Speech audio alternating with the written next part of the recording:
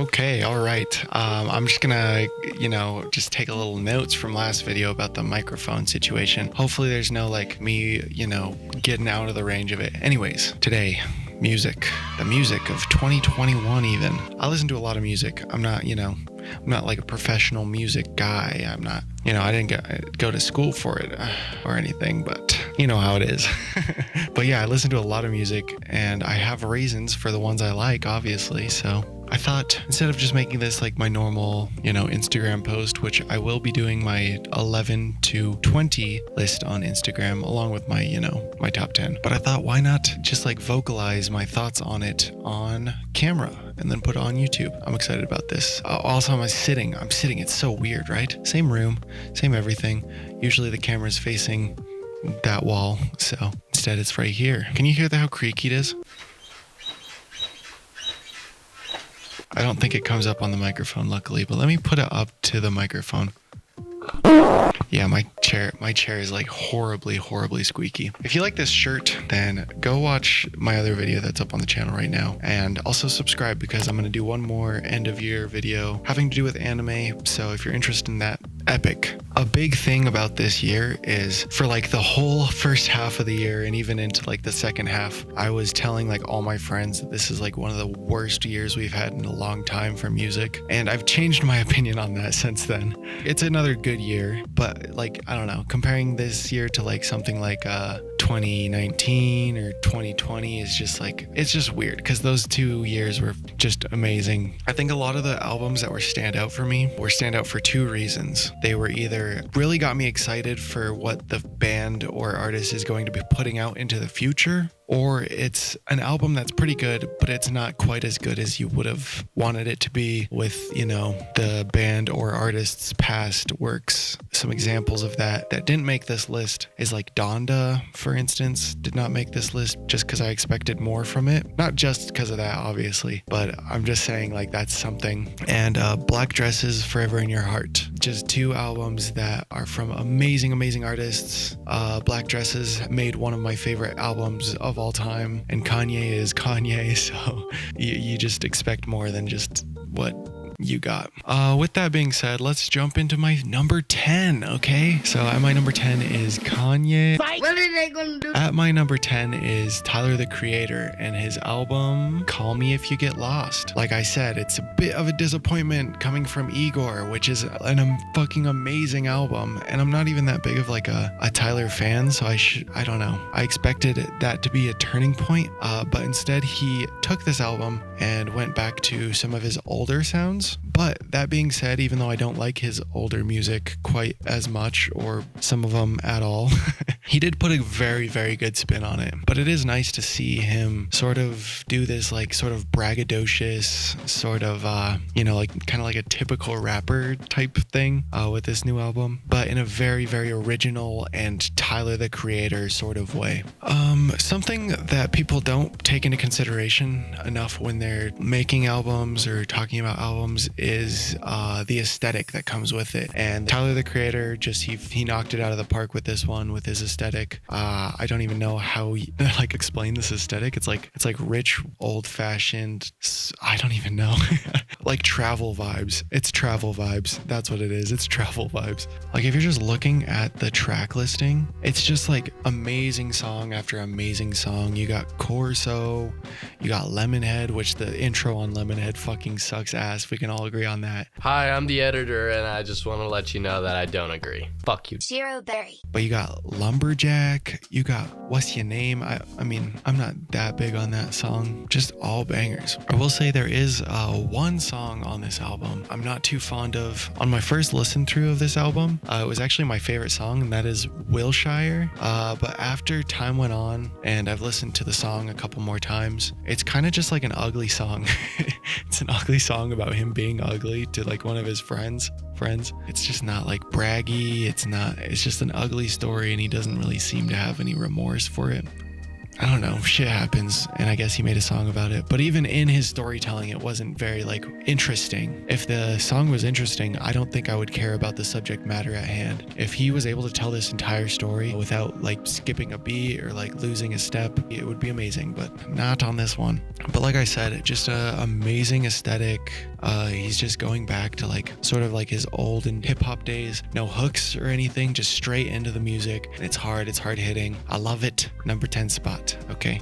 Rosewood, pull up, black boy, hop out. Shout out to my mother and my father didn't pull out. It's really different. I might sled in Utah, LA's too warm.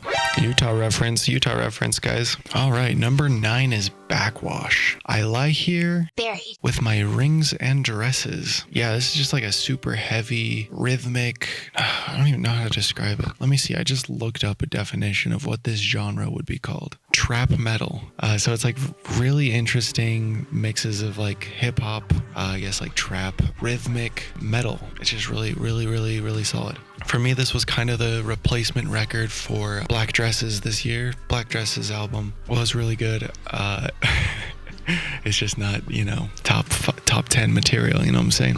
It's even a good replacement because Ada Rook is on it, and she has an amazing song, which is the title track. And yeah, it's just super heavy and interesting and just head bopping. I don't really know how else to describe it. It's a bunch of beeps and boops.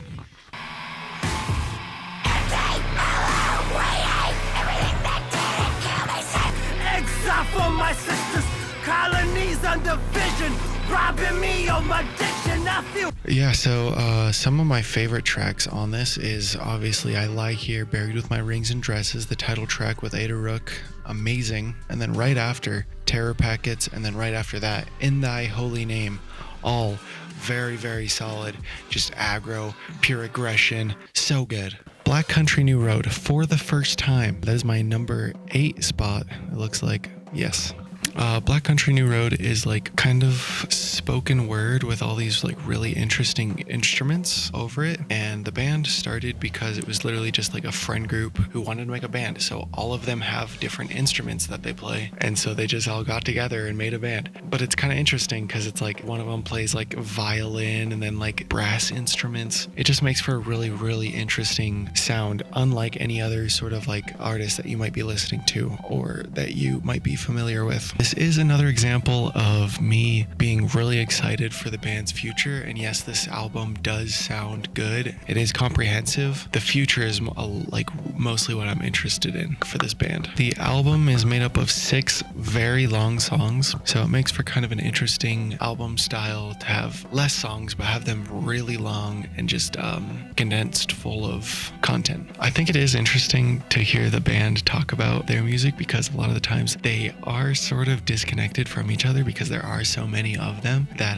certain members don't know even what the main guy wanted the lyrics to be or where their future sound is going and everything. I'm just hoping that they have good communication with each other so that the band can continue to be this collaborative. Their most popular song on this album is track X, and that one's good. I personally, Opus is probably my favorite. I also like Science Fair, Sunglasses. I like them all. They're all really good. There's only 6 and they're all really solid. So yeah, of course, it made my top 10.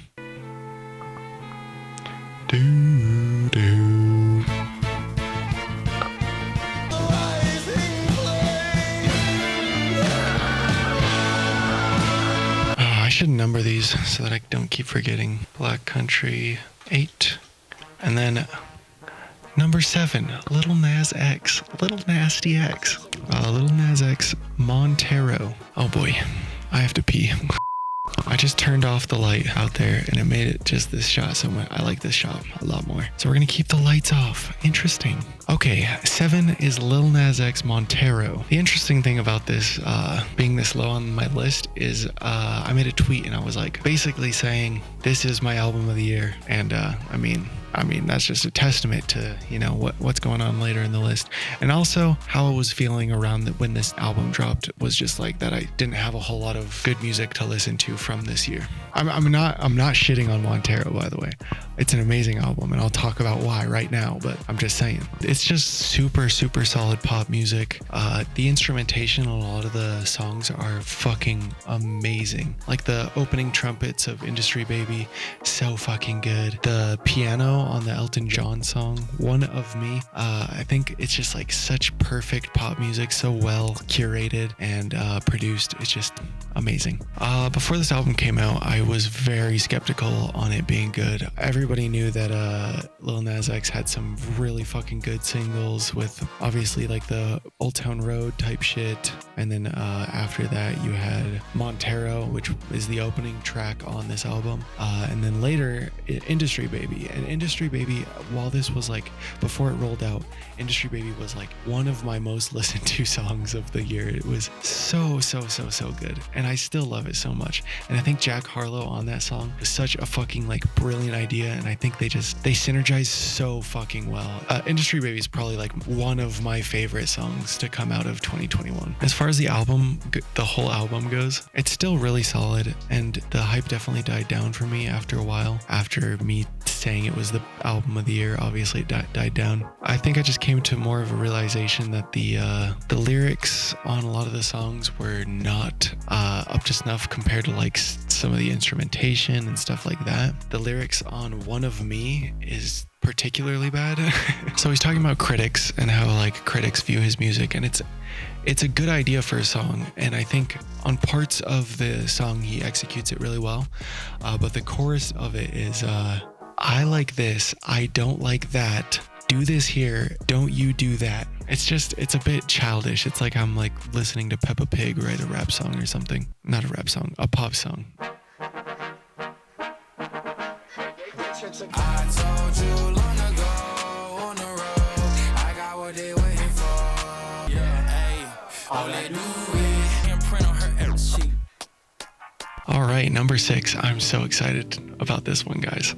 Kassandra Jenkins, an overview on phenomenal nature. I only listened to this like literally a couple weeks ago for the first time, but it is so fucking good. Holy shit. There are few albums that I feel like encapsulate nature in the same way that she has here. I think Bjork is like another example of just someone who sings about nature in a lot more of like a spiritual way, which, I mean, I'm not like a very spiritual person, but when it comes to nature, I can get that way, you know what I mean? The name of the album itself kind of gives you like an idea of what the album is going to be about, but it's just basically just a really simple, stripped back like folk album about like nature and what it means to be connected with nature, just everything in between with that thing. Like right before this album was made, Kassandra was on tour with, I forget the guy, I'm gonna put him on the screen right now. This guy touring Blue Mountains, I think was the name of the album that she was touring, and the guy he passed away in the middle of the tour, and it was like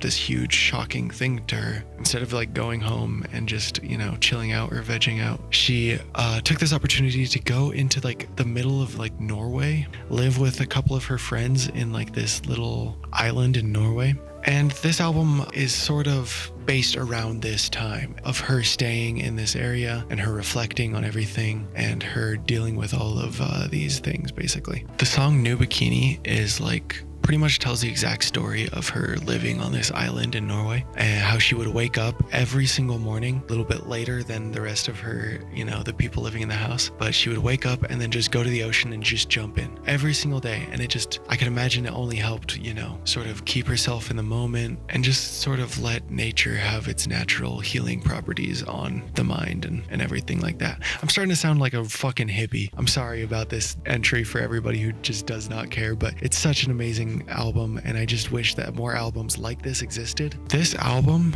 took her literally a week to make. She just got with a producer. They would talk about general ideas, and then they would like write pretty much a song a day, it seemed like. So I'm really excited to see what she can pull together in the future with actual, like, you know, more time put into these albums. And I also just really like her, you know, stripped back folk sound. All their instrumentation is just done beautifully, and it's just really simple, but just done really well. And same with her vocals. It doesn't seem like they added too much or anything to her vocals, but she just, you know, has a really nice, beautiful singing voice. If you like folk music and if you like shit about nature, or even if you like Volta by Bjork, if you like those two, then also give it a shot. It doesn't really sound the same, but it's sort of like the same ideas. The album is sort of melancholic at times. You can sort of have these understated themes of like just sad shit, but I still think it's like an album that you can just put on whenever. I feel like I could listen to this at any point, but you know, it might vary from person to person. Also, okay, the ending track is called The Ramble. Oh my god, I love this ending track. This is such a good way to end an album. I feel like a lot of people who write albums don't know how to finish an album. It just sort of like, you know, it's just like a song, or they might put like a sadder song, but The Ramble is so fucking good. It's like this song that's just like ambient sounds, but as you're listening to it, you're sort of just realizing that it's like this strong song about starting in a place of sadness, or like you're just like cutting yourself off from everybody and then just like sort of like gradually coming into more stimuli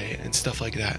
At least I think that's what it's about. I don't know. I could just be talking about my ass. That's what it meant to me. Maybe it's just a bunch of random ambient sounds. I love this song though. I love what it does for this album. Fucking amazing. Every single fucking song on this album feels like it has its place and it serves a really good purpose. Big fan. Big fan. I've also never heard of her before. This is like the first album I've ever listened to from her. I'm so excited for what she has in the future. So excited. There's a fly around my head, waiting for the day I dropped it. So fucking good. I love this song. I don't know. Every time I listen to this, I just like love it more and more. And since I'm listening to it kind of at the end of the year, I feel like it might not be exactly where it should be in my placements. And honestly, I could see this going higher in my list if I had more time to listen to it. It's so great though. Okay, on to the next album. Next album is number 5, Japanese Breakfast Jubilee. I don't have a whole lot to say about this album, if I'm being honest. It just came out at the perfect time. Summertime. I listen to this so fucking much. Out of all the albums in my top 10 that I put in the top 10, this is my most listened to album. It's just good. It's just good vibes. Good vibes. It's funny because Japanese Breakfast is like a band known for kind of making melancholic, sadder music, but this album was based around happy vibes, happy goodness. That's pretty much all I have to say. I'll play a song. When everybody's gone, want you to be the one that I come home to. I want to make the money till there's no more to be made. Just good vibes, good vibes. All right, number 4. Bladee the Fool. So many people look at Bladee as like kind of a joke, and I could see it. It took me so fucking long to get into Bladee. I tried getting into him back when Ice Dancer came out, and it just did not click in my brain. I don't know why. But when Good Luck came out, I listened to that, and it's like, again, it just didn't really click with me, but I listened to it a second time for some reason, and then it clicked, and I was like, wait a second, I get it now. And I think that's the secret to all Bladee albums, is you just have to listen to it a bunch and it just eventually like clicks with you. Luckily for me, The Fool came out pretty early on this year. When did The Fool come out? Yeah, so it came out in May, and it gave me just a lot of time to just sit and be comfortable with like the sounds that he's making. That sounds weird, a fucking weird ass way to put it, but I feel like that's just how you have to listen to Bladee. It just doesn't come naturally. You just have to kind of sit with it for a while. It's a lot like how Death Grips was when I first got into Death Grips. But yeah, I sat with Fool for a while, and I just get it, and it's such super good. It's crazy how he just continues to innovate in his own sound. I think Drain is like its own genre of music at this point. It's crazy what he's done for just music in general, I guess. I think, you know, his accent, him being from Sweden, adds so fucking much to his music. Not having it be his first language, all this shit. It's amazing. Also, Hotel Breakfast is my song of the year. I said earlier, Industry Baby was like kind of one of my favorites, and the reason why I didn't say favorite is because this is my favorite. Hotel Breakfast is amazing. It's got line after line of just pure fucking gold. So fucking good. I'll read a couple lines for you beautiful people at home. Have you ever seen a ghost pop out like a toast? I'm Bladee, she call me Bladee. When you look at me and hate on me, I'm a mirror. If you look at me and don't like me, what does that say about you? The way he sings this line is so fucking good. I don't know how to describe it. Me and TVLEN have talked about this numerous times before, but it's like he's talking and you don't really know he's singing until like the end of it, where he's like sort of has that inflection. It's like, when you look at me and hate on me, I'm a mirror. If you look at me and don't like me, then what does that say about you? It's like at the end, you know? I don't know. We love him around here. Bladee the Fool, number 4. All right, let's listen to a Blade song. Pop out like a toast. Woke up late, the breakfast closed. Walk around like a tourist. When you look at me and hate on me, I'm a mirror. I'm a good boy on the track, no cussing. I forgot about that line. We interrupt this program to bring you... My name is Walter Hartwell White. I live at 308 Negra Arroyo Lane, Albuquerque, New Mexico.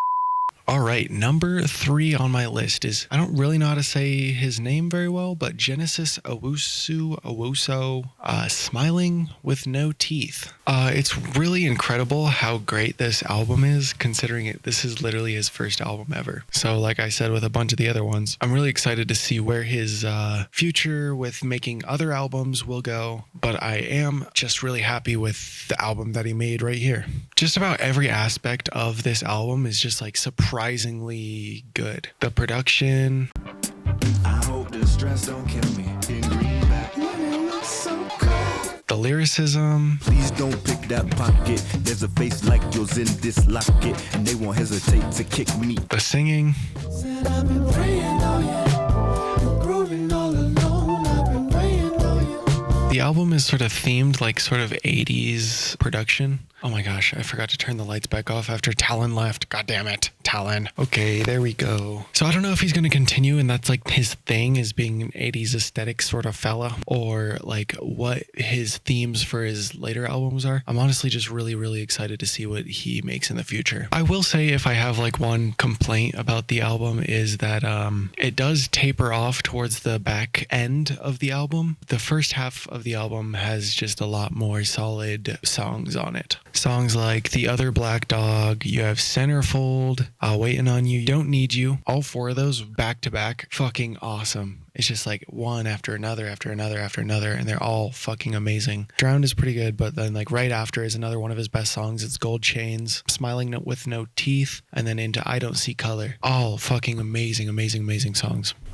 All right, number two, second favorite album of 2021, Lingua Ignota's Sinner Get Ready. Now, I know what you're thinking. Anthony Fantano, am I right, guys? That's what you're thinking. His video isn't even out yet as I'm making this video. Let me check if it's out. It's not, but we can all guess that this is either his first or second, because he gave 2 10s this year. One to this album, which I listened to and I didn't really like, and one to this album, which was very, very, very, very good. Very good.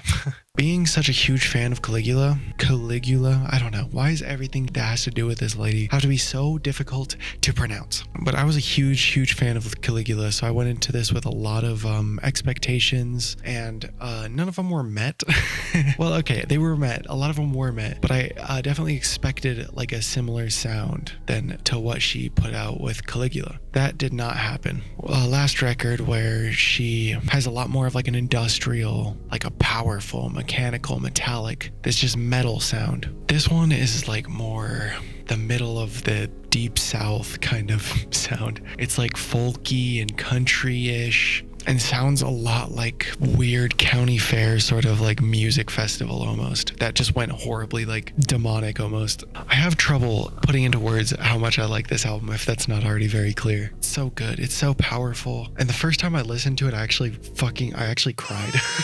I cry super easily, so don't take that too seriously. Listening to interviews that Ignota does for this album is fucking incredible, and just how much she puts into the ideas and the aesthetics and like the actual like production of these albums is incredible. She was living in the middle of Pennsylvania when she was making this, and heavily influenced by these like really like Christian value type people, and like Amish people, and like all these different sects of Christianity, and like these, you know, sort of country instruments. And she wanted to make her songs sound like hymns almost. There's just a lot that you can tell goes into something like this. She also didn't add any sort of distortion or anything to her vocals, and she purposely took away some of the more classical approaches that she makes to her singing, and it makes for such an interesting sound because it sounds sort of amateur and sort of like she could be at one of these like county fairs or whatever. I know that's like a weird, example, but she's like a back country girl going to the store to buy some fucking smokes for her bitch of a wife husband, you know what I'm saying? Bitch of a wife husband? Bitch of a husband? Yeah, whatever. There's a whole song titled after Centralia, which is like a town that all the coal mines started burning up, and they will probably burn until like the end of forever. And that is such a powerful source of poetry, and she tapped into that so wonderfully in that song. She just does that within the whole record. Some of my favorite songs here are I Who Bend the Tall Grass, Pennsylvania Furnace, and then probably my favorite is Man Is Like a Spring Flower, because oh my god, at the end of that song, the whole song's kind of like quiet, and like maybe you're listening to it and you even like maybe turn up the sound on like your phone or your computer, and then the end just like builds this like super intense loud moment towards the end until it's just you can do nothing but pay attention to what she's doing in this song. It is so powerful. There's this Christian theme to this album. It's all about religion and the people of religion and what religion does to someone to suffocate them, and just like the awful things that can happen in a religious setting. So having more of like a pointed subject or a pointed theme for this album compared to Caligula, which didn't really have like a theme so much, it is interesting for her to focus herself into something like this. It is amazing. I will also say that I didn't listen to the album right on release like I should have. The Anthony review ended up coming out before I had a chance to listen to it, and if Anthony gives something a 10, then it's automatically like news everywhere. People at work were talking about it. It's just a thing, and I really did not want that to influence my opinion on it. So I sort of just like let it sit for a while until I felt like it was the right time to like give it my own personal take on it. And I still haven't even watched his review, but I think a very good album. I personally think that her other one was better, and if her other one came out this year, I would probably put it at number 1 if I'm being honest. But this one is outstanding and definitely very close in quality. Glorious Father, intercede if I cannot hide from you. On to the mentions. Before number 1, we're doing the mentions, okay? You might be sitting at home thinking, mentions, isn't it honorable mentions? No, I have more than just the honorable mentions in my mentions. Like the dishonorable mentions, some of my least favorite albums of this year. This is unordered entirely, but these are 4 albums that I thought were particularly bad this year. Notably, Parker's Drive-By Lullabies. I really liked Parker's music. This one was just mixed terribly. Like the volume and like I constantly had to be turning the volume up and down. It was just a terrible listening experience. Completely ruined the flow of the album.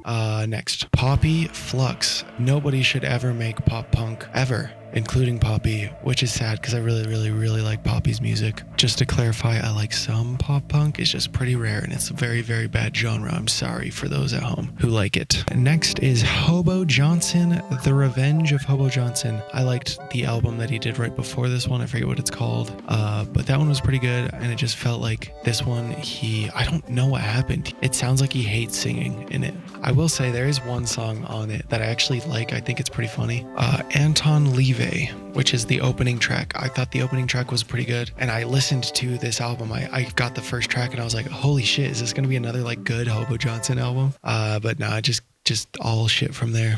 This last one is my absolute least favorite album of this year, and it is Olivia Rodrigo's Sour. I don't understand why anybody likes this album. It's like the bad version of Hobo Johnson, but Hobo Johnson is already the bad version of Hobo Johnson, you know what I mean? So I don't get it at all. I listened to it all and I liked Happier. I thought Happier was like a pretty good song. If it comes up in like my playlist, I'm probably still skipping it, but it's a more tolerable song on a very bad album. Next in my mentions is hyperpop and heavily online music. There's some stuff stuff that I kind of group into hyperpop, even though it's like technically not even close to anything that is hyperpop. So these first couple are going to be hyperpop, and it's just Aldn and owusu. Neither of them, I don't even think owusu made any music this year. Aldn did, and he made really fucking good music, but I just think both of them are going to go forward and make some good music later on. I really hope they both drop actual like full-length albums, so I'll be really excited for those two.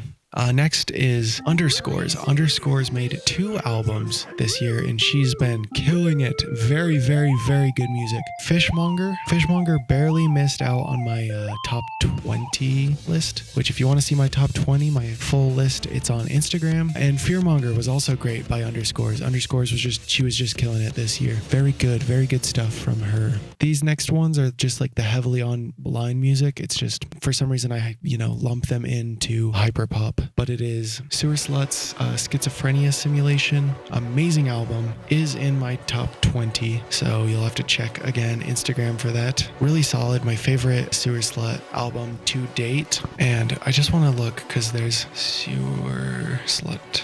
Oh, she just dropped a new album? Oh my god. I have not listened to this. I'll listen to it later. Schizophrenia Simulation. I Break My Heart in Yours. That's a good one. Pretty good. But Slut Crusher is fucking amazing and Never Existed might be one of sewerslvt's best songs. Never Existed.